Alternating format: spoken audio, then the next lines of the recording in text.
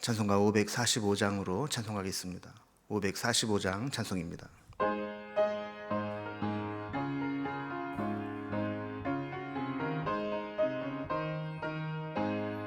이 눈에 아무 증거 아니 배여도 믿음만을 가지고서 늘 걸으며, 이 귀에 아무 소리 아니 들려도 하나님의 약속 위에 서리라.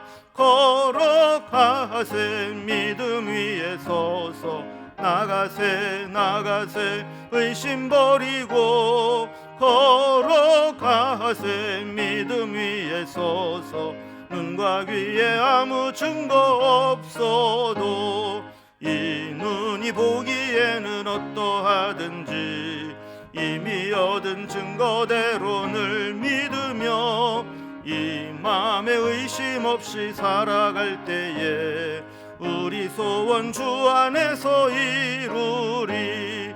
걸어가세 믿음 위에 서서, 나가세 나가세 의심 버리고, 걸어가세 믿음 위에 서서, 눈과 귀에 아무 증거 없어도 주님의 거룩함을 두고 맹세한 주 하나님 아버지는 참 이쁘다.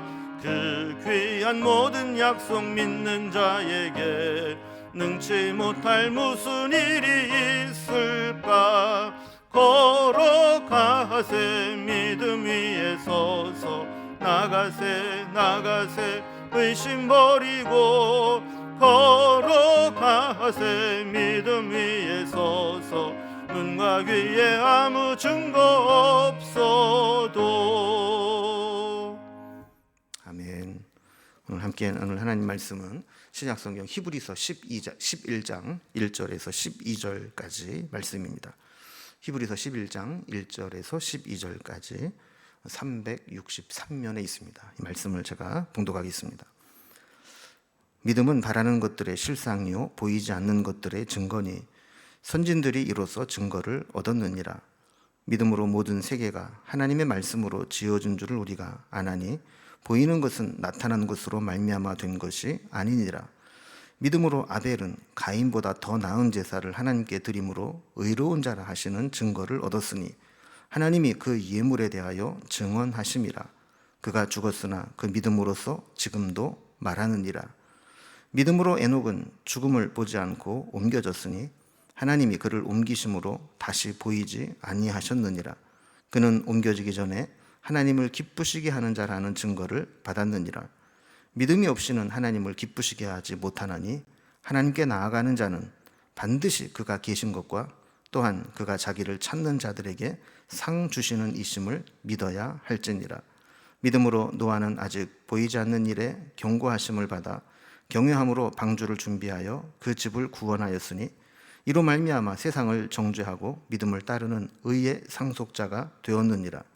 믿음으로 아브라함은 부르심을 받았을 때에 순종하여 장래의 유업으로 받을 땅에 나아갈새 갈 바를 알지 못하고 나아갔으며, 믿음으로 그가 이방인의 땅에 있는 것 같이 약속의 땅에 거류하여 동일한 약속을 유업으로 함께 받은 이삭 및 야곱과 더불어 장막에 거하였으니, 이는 그가 하나님이 계획하시고 지으실 터가 있는 성을 바랐음이라.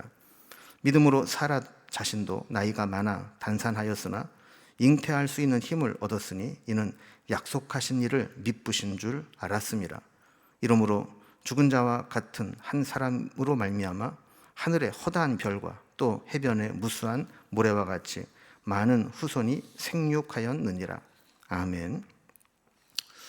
우리는 어제 이제 본문에서 우리가 어떤 위협과 협박과 회유와 미혹이 있다 할지라도 끝까지 믿음을 지켜내야 한다라는 말씀을 때로는 경고로, 때로는 부드러운 권면으로 독자들에게 했던 히브리서 저자의 말씀을 살펴보았습니다. 이제 오늘 본문이 이제 시작되는 히브리서 11장에서는 구원에 이르는 믿음이 무엇인지 그리고 믿음을 지켜낸 구약의 믿음의 위인들은 어떤 사람들이 있었는지를 소개합니다. 그래서 히브리서의 독자가 유대교 출신임을 고려해서 구약의 인물들을 세세하게 언급하고 예를 들면서 설명을 하는 것이죠. 그래서 히브리서 11장을 우리는 보통 믿음장 혹은 믿음의 명예전당이라는 별명으로 믿음에 대한 정의와 믿음의 위인들을 소개하고 있는 것을 보게 됩니다. 오늘 본문의 내용을 단락별로 좀 구분을 해보면 먼저 1절과 2절에서는 믿음이란 무엇인가, 이 믿음에 대한 개념을 정의해주고 있습니다.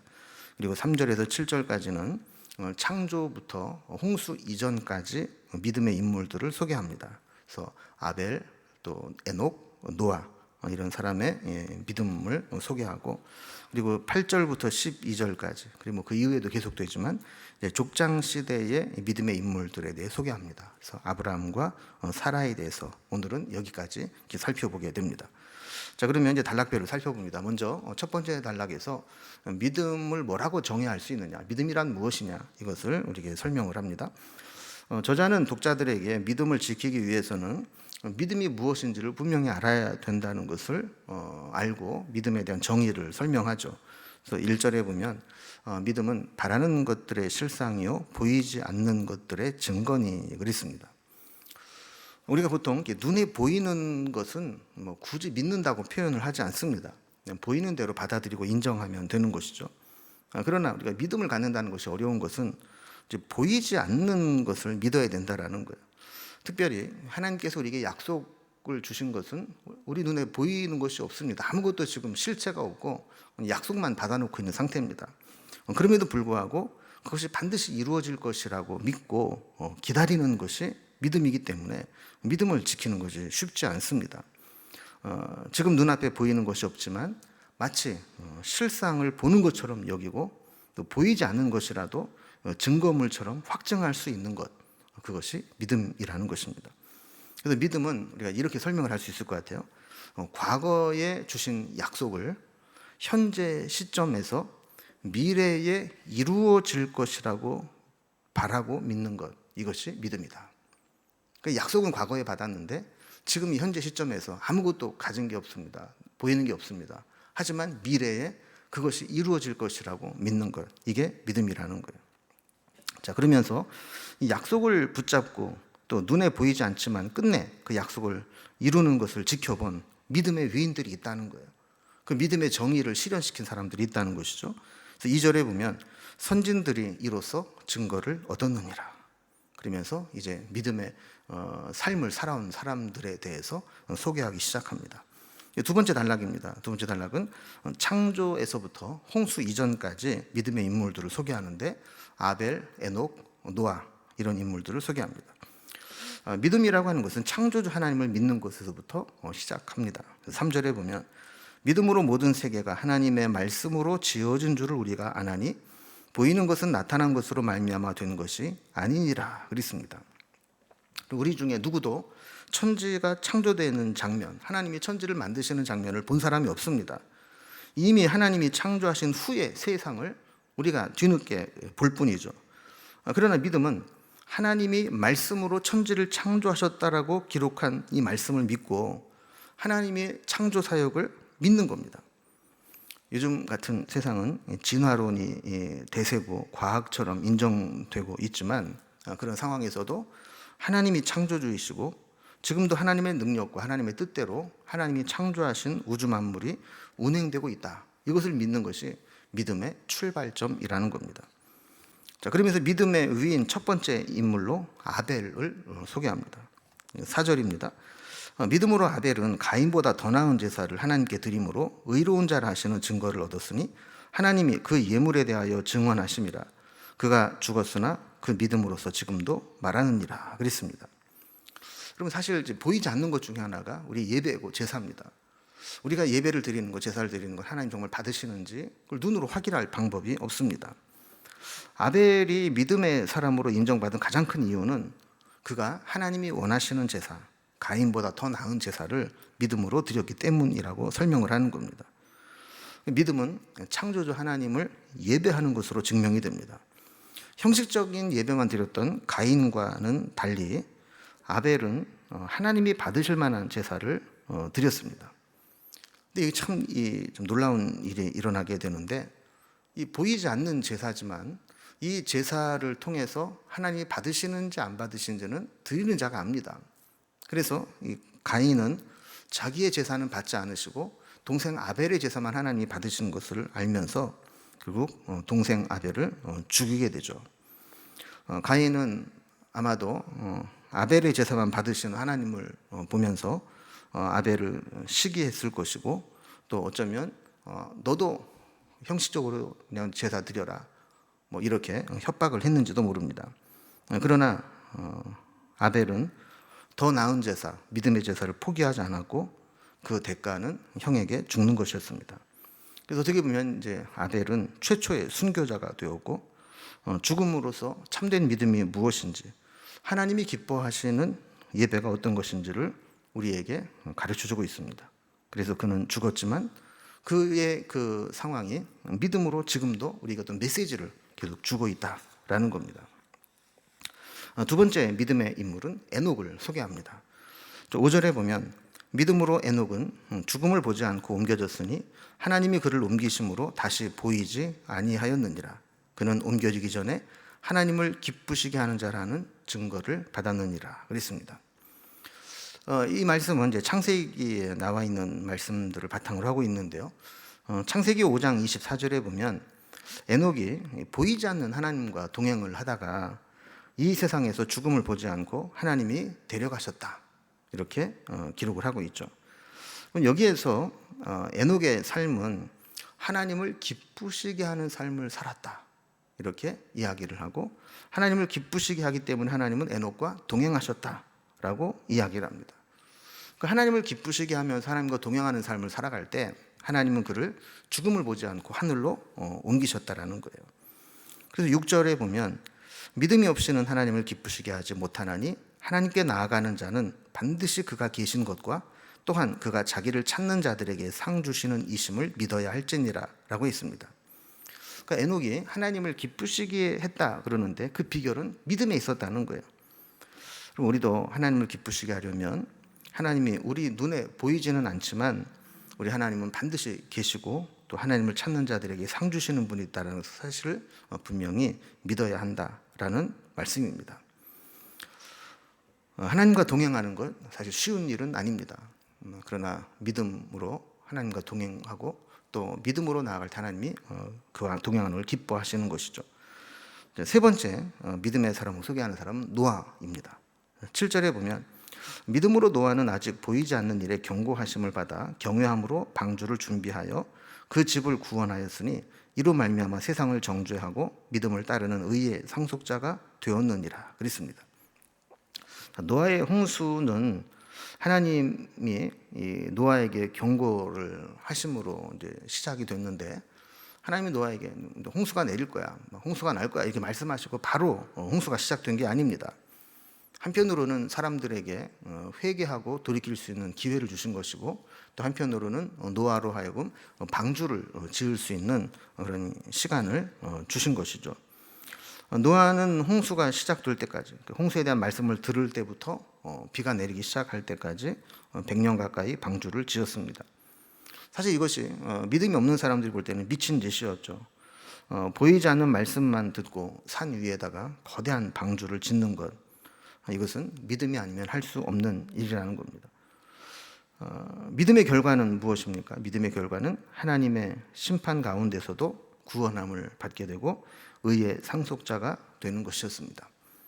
그래서 이 노아는 하나님 말씀을 받았을 때 아직 홍수는 일어나지도 않았고 아무런 변화도 없었지만 반드시 홍수가 있을 것이라고 하는, 그것도 보통 홍수가 아니라 온 세상을 물로 덮을 만한 홍수가 임할 것이라는 것을 믿고 적극적으로 방주를 지었다라는 것이 바로 그의 믿음이었다라는 겁니다.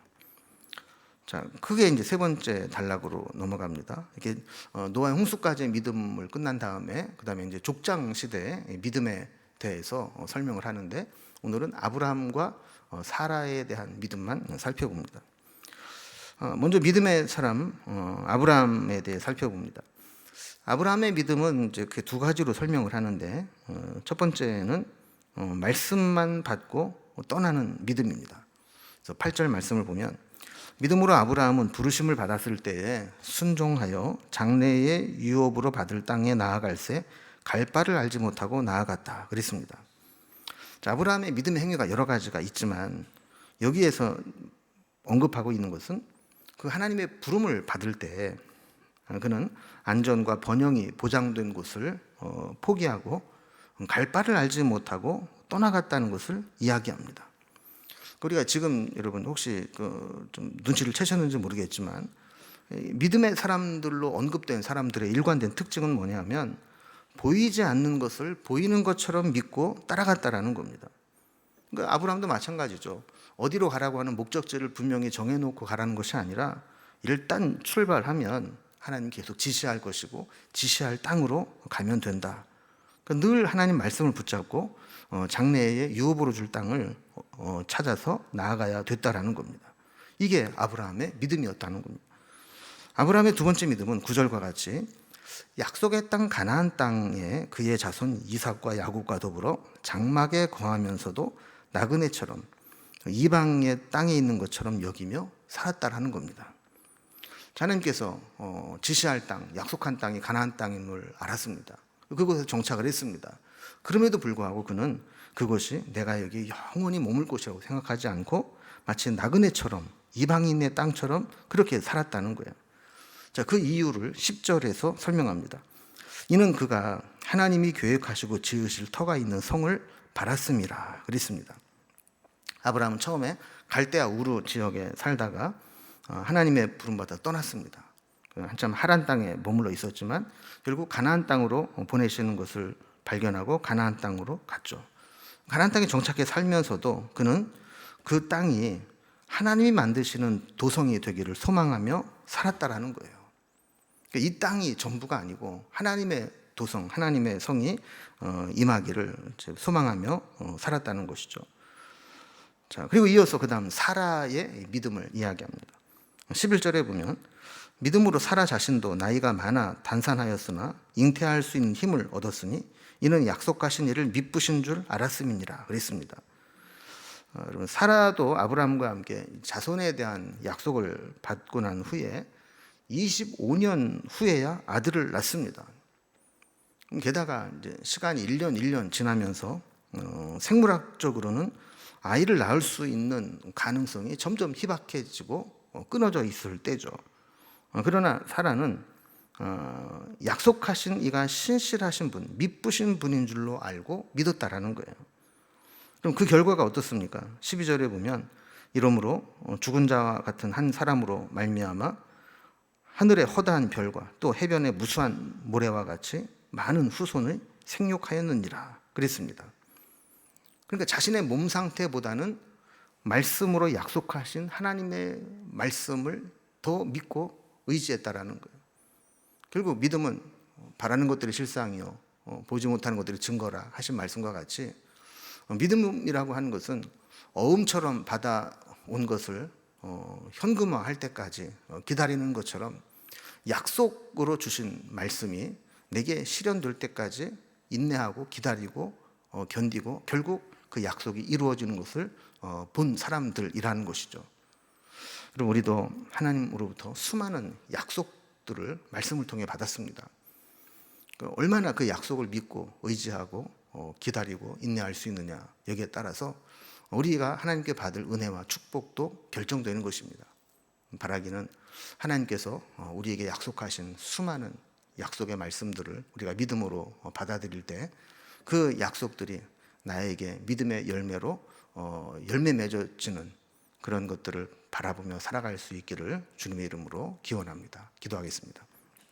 하나님 아버지, 믿음의 사람들이 보이지 않는 것들의 증거를 바라보고 하나님 앞에 늘 인내하며 믿음으로 살았던 것을 살펴보았습니다. 우리도 하나님의 약속을 분명히 믿습니다. 하나님 말씀 신실하시고 또 말씀을 믿고 의지할 때 반드시 우리에게도 그 믿음의 실체가 형상이 나타나게 될 줄로 믿습니다. 우리가 믿음을 끝까지 지킴으로 하나님이 우리에게 예비하신 약속하신 그 말씀들이 우리를 통해 나타나는 것들을 바라보는 은혜를 허락하여 주옵소서. 오늘도 세상의 다른 것에 우리의 마음과 믿음이 흔들리지 않게 하시고 오직 주의 약속의 말씀만 의지하고 붙잡고 살아가는 저희들이 되게 하여 주옵소서. 주님께 우리의 모든 삶을 부탁드리며 예수님의 이름으로 기도드리옵나이다. 아멘.